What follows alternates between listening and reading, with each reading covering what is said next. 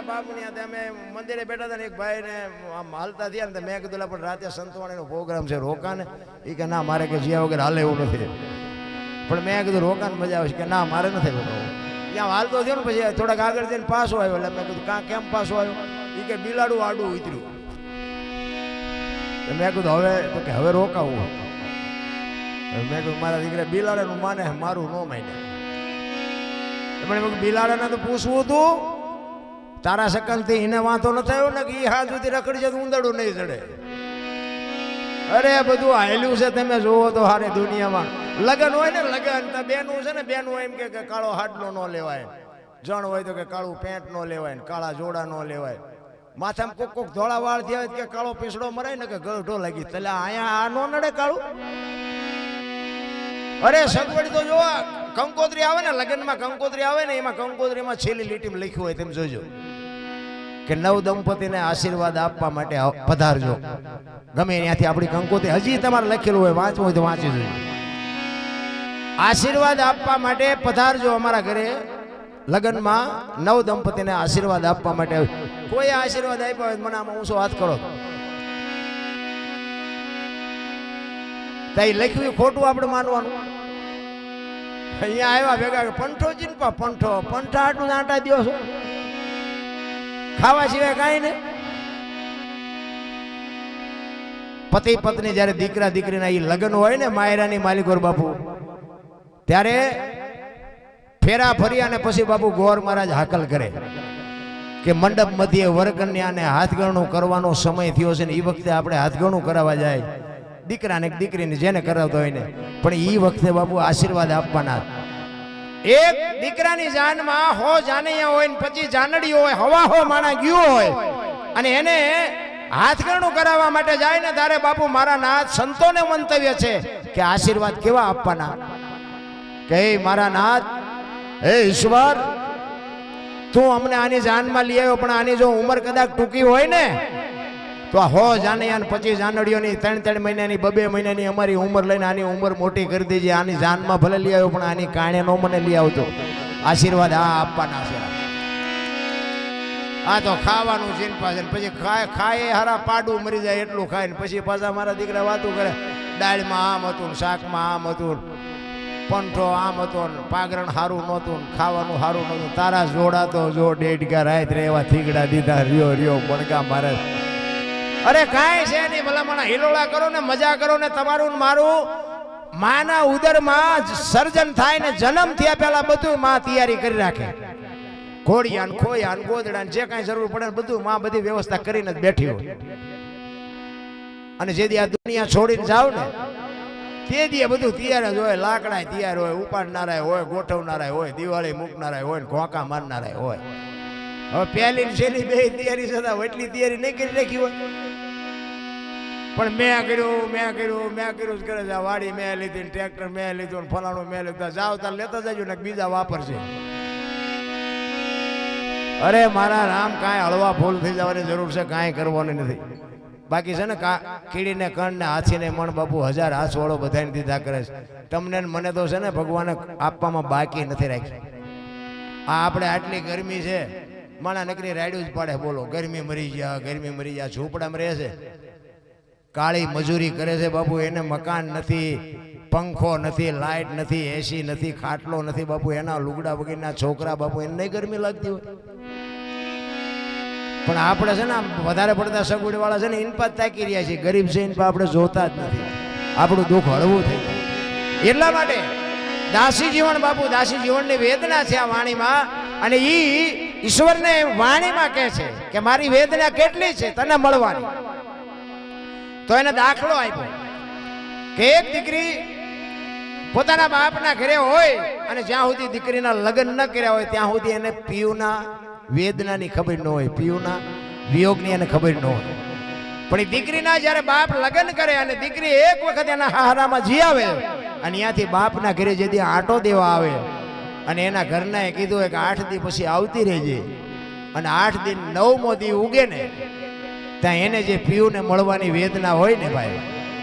એવી કે મને તારી વેદના છે દાસી જીવન બાબુ વાણીમાં કહે છે શું કહે છે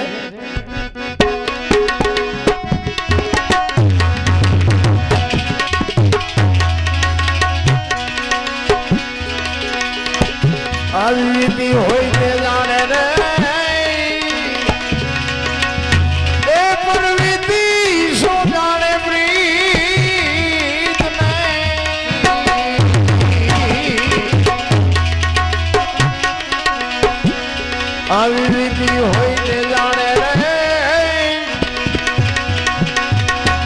એ પર વિધિ શું જાણે પ્રીત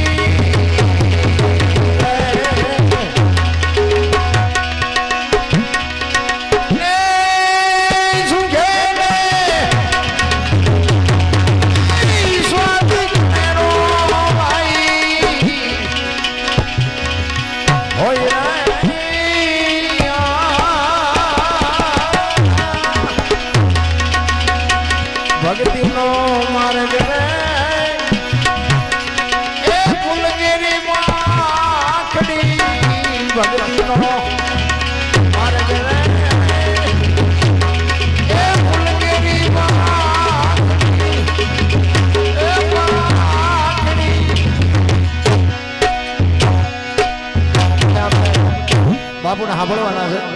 પણ એક ધરતીકપની ફરમાઈશ હતી એટલે મેં કીધું એક ધરતીકપની વાત કરી દઉં કારણ કે આવ્યો તેથી હા નહોતો હમાતો પણ હજી બધાને સાંભળું થાય છે ધરતીકપ અમારા સુરેન્દ્રનગર જિલ્લાનો મોડી તાલુકાનું ઠીકર ગામ એના અમારા રબારી ભીખાભાઈ એને બાપુ આ વાત લખેલી ધરતીકપને જોકે આજે આ દુનિયામાં છે નહીં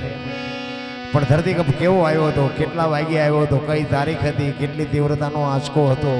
ક્યાંથી એનો લાવારસ નીકળ્યો અને ક્યાંથી હાલ્યો અને કેટલા ગામડા આવરી લીધા એની ભાઈ અમારો ભીખાભાઈ યાદી કરાવે ધરતીકપ છે ને ભાઈ ધરતીકપ આવ્યો ને અમે સુરેન્દ્રનગર હતા તે બધા ધોડા ધોડી કરતા હતા મેં પણ જાવું ક્યાં મુંબઈ સુધી ડગબગે અને આ કુદરત જેથી ઉઠે તેથી તમે સમજો કે આ ધોડે ભેગું થાય એક આમ ધરતી આમ કે આમ આમ હિલોળો કિલો તો કદાચ આમ ગલોટિયું ખાઈ જાય તો આપણે શું કરત કાંઈ બનવાનું નથી પણ એક આમ આંસકો માર્યો ને તો 15 વર્ષના સંબંધ બગડી ગયેલા હતા ને એક તે પેલા રાતીને ખાવા માંડ્યા આપણે એમ થાય કે સમાધાન કોને કર્યું હું તો એકલો ચારેક એને યાદ કરું કે 100 મહિને 12 મહિને ચારેક આંસકો મારતો રહેજે એટલે ભેગા રહે કોઈ નહીં માગતા પણ હું એને ચારેક યાદ કરું